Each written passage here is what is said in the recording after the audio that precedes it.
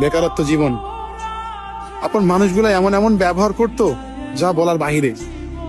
আসলে বাবা মার অর্থ না থাকলে সমাজে আপনার কোনো দাম নাই, সেটা আমি বাস্তবতার সঙ্গে মিশিয়ে দেখছি রে ভাই। যাই হোক, আল্লাহ তাআলা আজকে কর্মজীবী করাইছে, কর্ম করতেছি, 2 টাকা পারি 1 টাকা পারি করতেছি আলহামদুলিল্লাহ।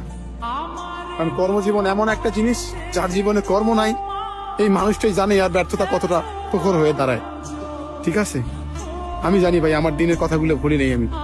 আমি মনে রাখছি আমার আপন মানুষের ব্যবহার, আত্মীয় স্বজনের ব্যবহার। তো যাক, আলহামদুলিল্লাহ সব মিলে ভালো আছি এখন ভাই।